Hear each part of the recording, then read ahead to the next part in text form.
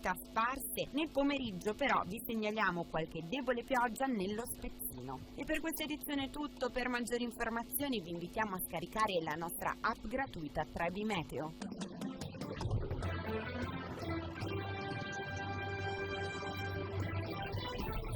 L'economia e la finanza su Babboleo News. Cosa succede in Liguria ogni giovedì col sottoscritto Fabrizio Valenza. Bentrovati e bentrovato anche al professor Marco Cassinis. Buongiorno. Buongiorno a lei e a tutti gli ascoltatori. Economista e docente universitario, colui che risponde alle mie domande da ignorante. Oggi la vedo particolarmente, come dire, sereno, stranamente sereno, perché a quanto mi risulta invece noi siamo diventati un po' cattivi. Nessuno di noi è mai stato nel Bronx, spiegatore. E che vuol dire? Questo è il raduno più grande mai fatto. Ci saranno tutte le gang della città. Nessuno avrà la via addosso? No, nessuno. Ci andiamo come gli altri.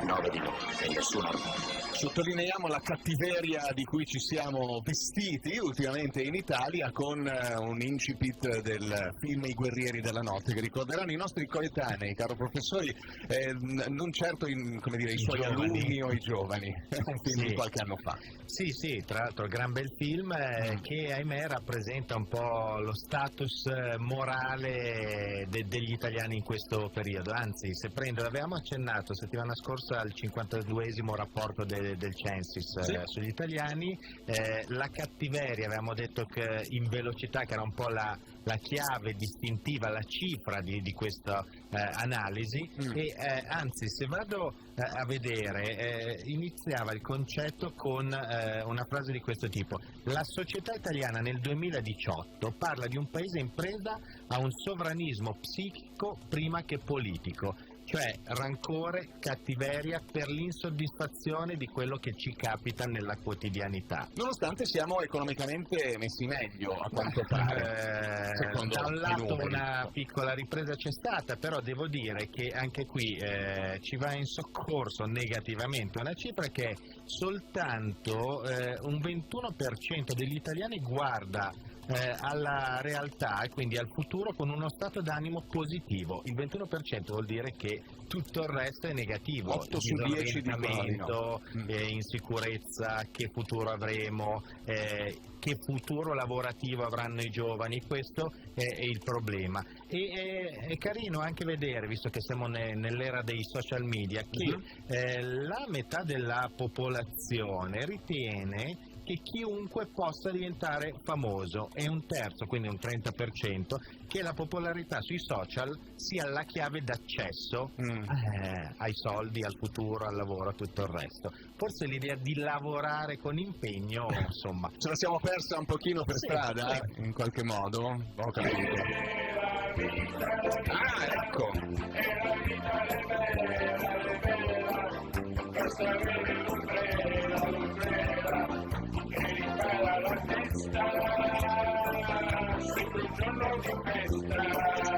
Della vita e della sua qualità parliamo, e quindi utilizziamo anche le sottolineature musicali che riteniamo opportune. Certo, noi ovviamente un colpo al cerchio ed uno alla botte siamo partiti con quest'idea di negatività, di cattiveria, di grigiore. Vediamo anche il nostro raggio di sole, ovvero è uscita la classifica sulla qualità della vita, le città in cui si vive meglio, edita da Sole 24 Ore. 100 e qualche tot di province italiane che sono state censite. Al primo posto Milano, anche se uno potrebbe dire a Milano il tempo è brutto, il grigiore, la nebbia, il traffico. Diciamo che poi sono vari parametri, quindi Milano era da anni nelle posizioni di testa e ha sfiorato il podio in più occasioni, quest'anno ce l'ha fatta. La Liguria, il nostro campionato potrebbe essere in centro classifica. Sì, nel senso che abbiamo Savona al 51esimo posto, in crescita di 7 posizioni, Genova 56esimo, ne perde 8, La Spezia al 61esimo, ne perde 10, Imperia al 69esimo posto, ne guadagna 1, quindi sostanzialmente stabile, su un totale di 107 posizioni. Quindi direi che tra il 50 e il 70 ci siamo, e la nostra regione se la gioca. Se la cava, insomma, in qualche modo. Poi i parametri sono diversi. Sì, infatti sono 6 macro aree: ricchezza e consumi, affari e lavoro, ambiente e servizi, demografia e società, giustizia e sicurezza, cultura e tempo libero. Quindi gli indicatori poi sono 42, 7 per ognuno dei 6 macro indicatori, più o meno abbiamo luci e ombre. Credo che gli amministratori potrebbero tenere conto di queste indicazioni per vedere dove andare a lavorare. Certo. L'esempio di la demografia, cioè le nascite, queste cose sono un problema. Questa è una regione abbastanza vecchia da questo punto di vista, quindi il clima è buono. Dovete far figli, questa è la sintesi. Sì, ovviamente uno dice: ma io i figli li faccio se ho fiducia, se c'è il futuro, se c'è il lavoro. Certo. Beh, poi devo dire, io ho avuto modo a parte che lo dico Casa Monterosso, ma ho avuto modo di lavorare in Cassa di Risparmio alla Spezia per alcuni anni, e la Spezia la conosco abbastanza bene, l'ho sempre vista come una città un po' vecchia, molti risparmi con pensioni di anzianità, invalidi di guerra. Lei la vedeva dal back office, quindi certo, dal punto di vista dei si conti ragionava correnti. all'interno, e quindi dici che prospettive ci sono. Certamente non era una banca che poteva contare sui clienti del futuro, Certo. quindi aveva tanto del passato in positivo. Ecco, questo qui è un esempio. Probabilmente si può lavorare su non si può contare solo sul clima bello, ci sono da fare un po' di cose, ce la giochiamo perché insomma metà classifica non è male, ecco. Bisogna anche gettare un po' il cuore oltre l'ostacolo, vedere in prospettiva, essere un pochino incoscienti, Non troppo, no, perché sennò per andiamo carità. nella storia dei numeri e degli zero io. No, certo, però lo dico sia in prospettiva familiare, quindi allargare la propria famiglia, sia dal punto di vista dell'impresa. Luci e ombre, tra le luci ciò che riguarda IREN. Sì, c'è stato proprio l'altro giorno, martedì 18, è stato presentato uno studio fatto per INER, per la multi-utility appunto genovese, comunque di quest'area del nord-ovest, uno studio della European House Ambrosetti che mette in risalto il collegamento tra un'azienda di qualità e di dimensioni come IREN appunto e lo sviluppo del territorio. Anche qui ci sono vari indicatori, e quindi si va dagli investimenti fatti, dal lavoro che viene dato, dalla tecnologia, ma anche dal supporto al territorio come cultura, arti eccetera.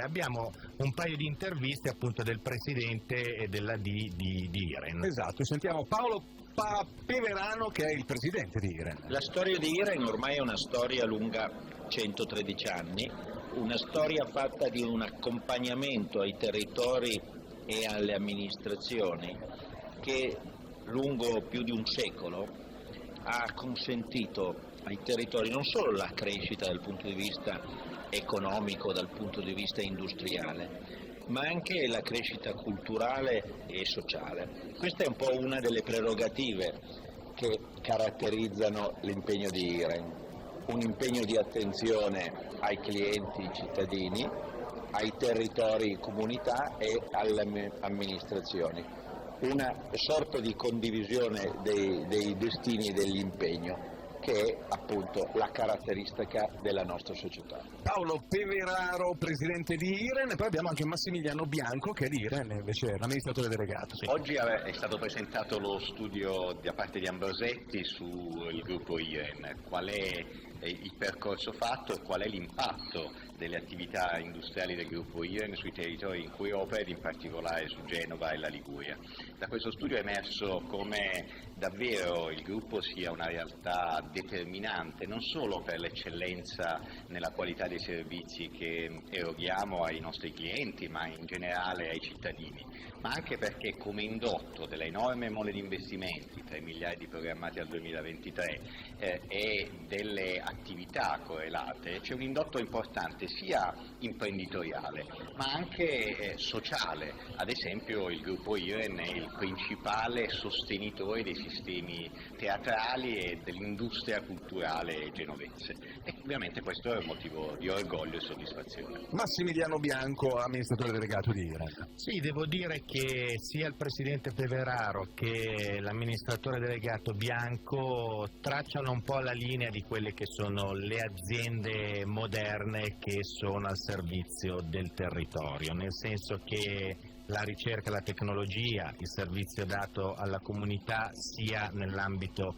dei servizi erogati, ma piuttosto che del sostegno a tante iniziative, sono cose importanti. Bianco aveva sottolineato gli investimenti che verranno fatti, teniamo presente che a livello di gruppo IREN nell'area nord-ovest inserirà nei prossimi 5 anni 1 migliaio di nuove addetti, sì, tra sostituzioni, pensioni, ma anche proprio nuove professionalità, e circa la metà saranno appunto su Genova e sulla Liguria. Tra l'altro sulla Spezia IREN è diventato forse il principale operatore nell'ambito dei servizi ambientali. Insomma, credo si sia anche qui su una buona strada, qualche buona notizia ogni tanto ce l'abbiamo da questa economia. Un colpo al cerchio e uno alla botte, abbiamo 1 minuto per parlare delle nostre situazioni di crisi. Andiamo veloci perché sì, è meglio quasi non guardare. Togliamocelo. Ne abbiamo alcune che sono appunto cose che si spera di vedere risolte nell'anno nuovo. Qui c'era il discorso Piaggio Aerospace, il discorso della nostra banca del territorio e non solo, quindi Carige, che sta portando in porto il rafforzamento patrimoniale, poi ci sarà l'aumento di capitale effettivo con l'anno nuovo, ma stanno già ritornando bene sui clienti, sui prestiti, sui servizi. Il discorso commercio in genere che soffre sempre e il tema rinascente, certo, con del personale da ricollocare. L'Ilva adesso, dopo quello che è successo a livello nazionale, è un po' sotto traccia la situazione, probabilmente hanno ripreso a lavorare e con concretezza, quindi vedremo un po' come vanno. Su queste cose circa negative ce ne sono altre che magari hanno avuto invece uno sbocco positivo, si spera. Certo, i buoni pensieri li affrontiamo tra poco. Ogni giovedì su Babboleo News Cosa succede in Liguria si parla di economia e di finanza. Il mondo capovolto viaggi? Allora ti sposi. Esiste un solo mondo a Genova dove la lista nozze è unica e personalizzata. È il mondo capovolto viaggi, un mondo di professionalità e consulenza per Australia, Stati Uniti, Polinesia e altri paradisi lontani. Ti aspettiamo anche il sabato mattina in via Corsica 9 Rosso e in via Pisa 30 Russo. Il mondo capovolto viaggi, gli specialisti dei viaggi di nozze. L'anno prima non aveva idee, l'anno scorso non aveva tempo e all'ultimo momento il furbastro mi ha regalato una sciarpa. La gioielleria Cicala consegna in tutta Italia in 24 ore. Ora non ha scuse. Il regalo giusto lo trova su cicala.it. Questo Natale un gioiello non me lo toglie nessuno. Gioielleria Cicala a Genova, cicala.it. Non ci sono più le mezze stagioni, ma c'è il clima ideale dei fratelli da Bove. Dal 1959 riscaldamento e climatizzazione delle migliori marche come Junkers Bosch. Servizio dal progetto all'assistenza. Fratelli da Bove, via Passaggi 2, Genova, 800 092 077. Babboleo News, cosa succede in Liguria? Via Perlasca è stata riaperta al traffico a Genova, i primi transiti alle 9 di questa mattina. Tra i collegamenti interrotti dal crollo del Ponte Morandi, questa strada che unisce la Valpolcevera alla zona sud del viadotto è la prima sulla sponda destra del torrente a essere riaperta.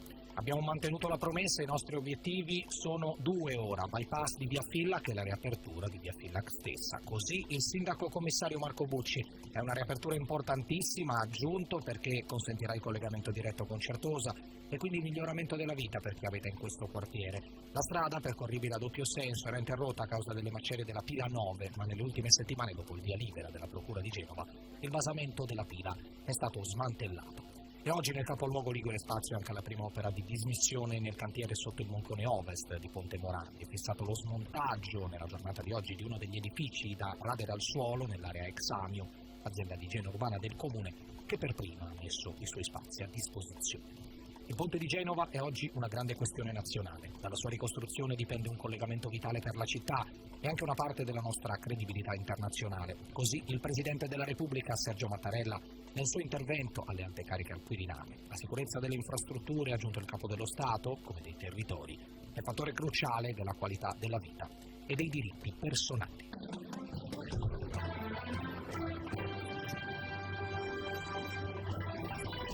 L'economia e la finanza su Babboleo News. Cosa succede in Liguria? Con me Fabrizio Valenza, col professor Marco Cassinis, economista e docente universitario, poco fa a toccare i taffi dolenti per quanto ci riguarda, Piaggio Aero, Carige, Rinascente e Commercio in generale, l'Ilva, adesso però i buoni pensieri. Professore, quindi le buone notizie che riguardano l'economia. Sì, abbiamo due cose infrastrutturali con due rapide interviste, uno è Terzo Valico e l'altro Ponte Morandi. Non c'è dubbio, una gran buona notizia, peccato che sia stata bloccata per mesi e mesi, però come dire, prendiamoci oggi la notizia positiva, altrimenti, come abbiamo più volte rimarcato al governo, non solo si sarebbe bloccata un'opera indispensabile per questa città, per questa regione, io credo per tutto il paese, ma avremmo avuto migliaia e migliaia di disoccupati in più. Anna Maria Furlan, segretario della CISL, appunto parlando del Terzo Valico. Abbiamo anche il sindaco di Genova Marco Bucci invece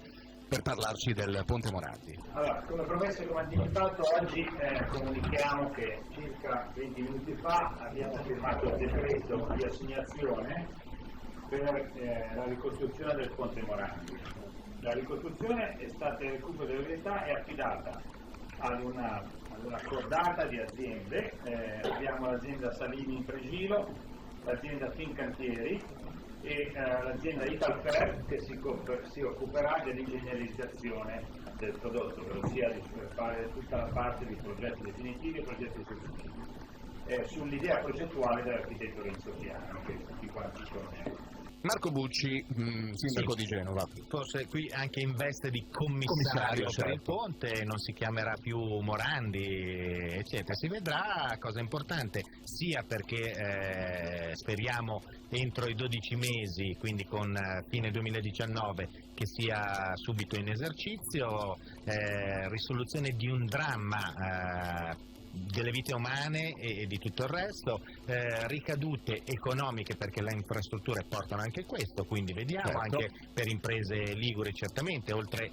chi ha preso direttamente il lavoro c'è tutto un indotto, insomma vediamo un po' se questo va. Credo che Bucci sia una persona, insieme anche al Presidente Totti, che in questi mesi si sono fatti garanti della risoluzione dei problemi. Ecco, rispetto a tanti altri credo che abbiano esercitato un'ottima credibilità verso tutti noi che guardiamo da spettatori. Devo dire che c'è anche un qualche cosa tra le risorse genovesi, che è la nautica, il nostro salone nautico. Anche qui è venuta fuori, mi sembra una buona notizia, già si era visto post salone o nel durante che le aziende e le imprese erano tutte soddisfatte, un buon afflusso, grande soddisfazione. Credo che quasi al 100% i partecipanti della appena trascorsa edizione abbiano già rinnovato, si preannunciano quindi grandi numeri per il futuro. È un altro tassello che su questa Genova e sulla Liguria si va a ben posizionare. Ecco. 19-24 settembre la 59esima edizione del Salone Nautico, si parla appunto del 2019. Ci siamo, professore?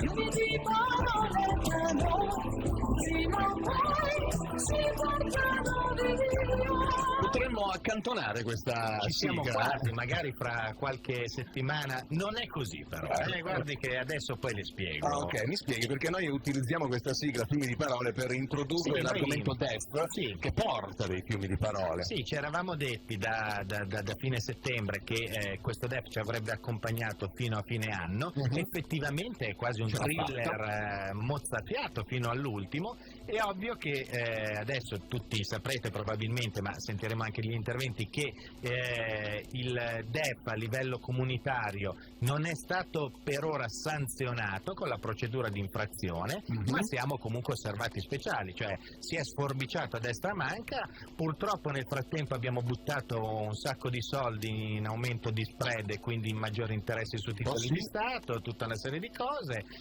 Abbiamo portato a casa meno BTP Italia perché non li ha voluti nessuno rispetto ai 7-9 miliardi previsti, ne sono arrivati solo 2 abbondanti.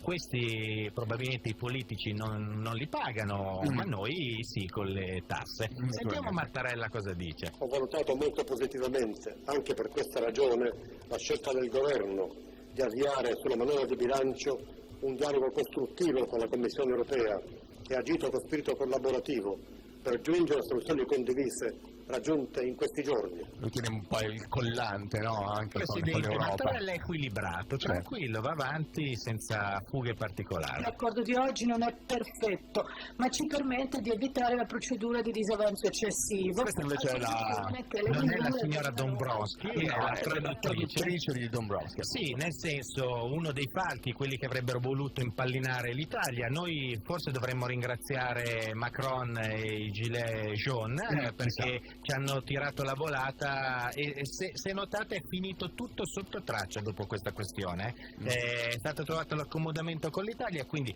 da un lato probabilmente i nostri governanti hanno ragione che è un tema politico.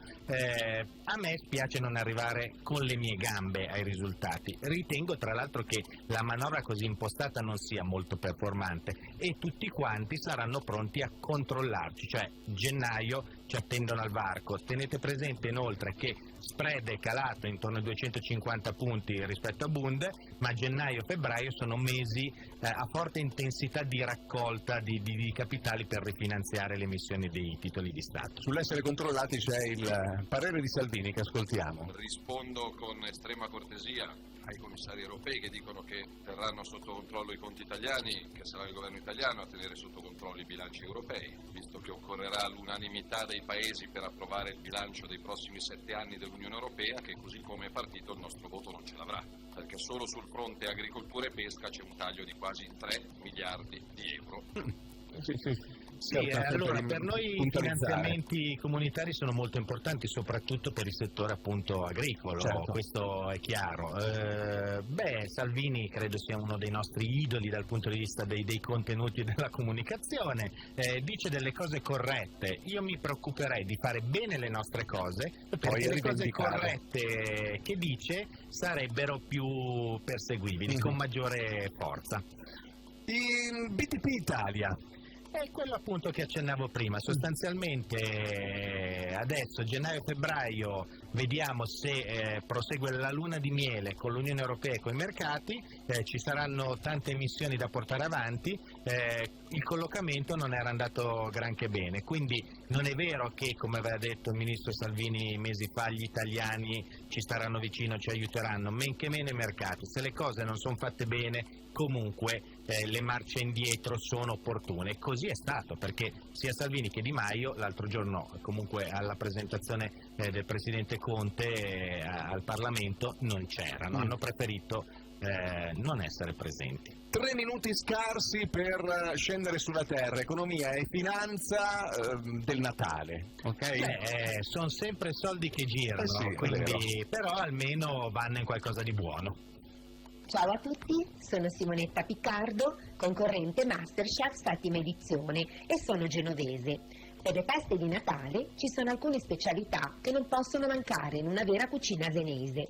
Tra gli antipasti, le classiche torte di verdura ed il fritto misto alla genovese, una gustosa tentazione che non è di pesce, ma a base di carne, cervella, verdure, mele, latte fritto e altre golosità. Tra i primi, i più gettonati, sono i ravioli, conditi col tocco, un pezzo di carne unico anziché col macinato. Come secondo, la cima ripiena alla genovese, un pezzo di carne di pancia di vitello tagliato in modo da formarvi una tasca e farcito di numerosi ingredienti, che la rendono un piatto ricco ma dal sapore antico. E per finire, il pan dolce, il re delle feste natalizie a Genova. Non mi resta che augurarvi delle buone feste, buon appetito a tutti, a presto Simonetta. Simonetta Piccardo, concorrente genovese a Masterchef. Fa piacere avere una rappresentanza di Genova anche su Masterchef, gran trasmissione, seguitissima, ma poi è la cucina ligure, la cucina delle feste. Simonetta ce l'ha illustrata, credo, anzi a me viene anche una certa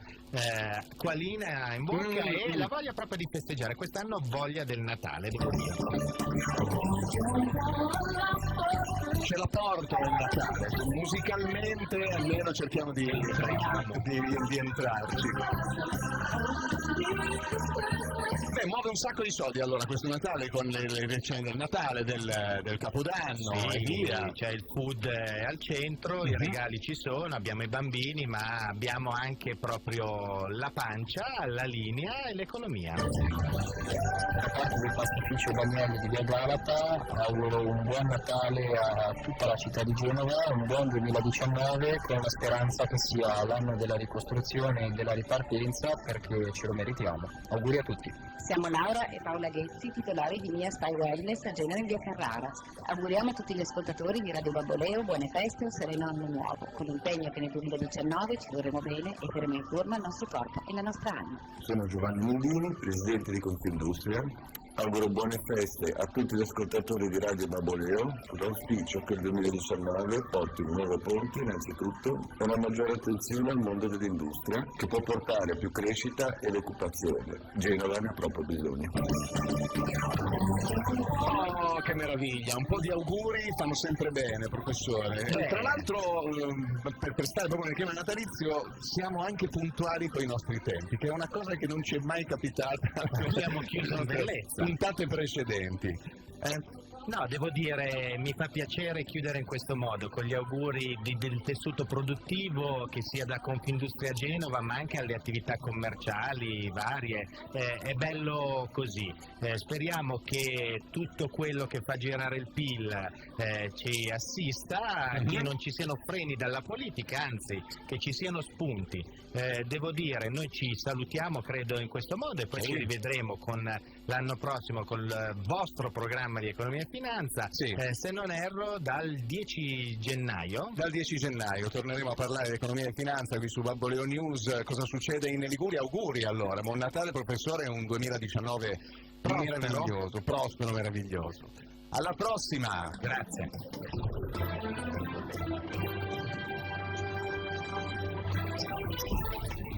Storia e cultura in primo piano qui su Babboleo News, perché proseguono le attività molto interessanti del Comitato di Genova della società Dante Alighieri. Siamo con Francesco De Nicola, che è presidente proprio del Comitato genovese, per parlare di un bel convegno che si è tenuto a Genova in riferimento a un periodo storico interessante e sicuramente di importanza nel momento in cui viene fatta una rielaborazione del momento 1943-1948, dalla caduta del fascismo alla Costituzione repubblicana, tra politica e cultura. Questo è il titolo del convegno.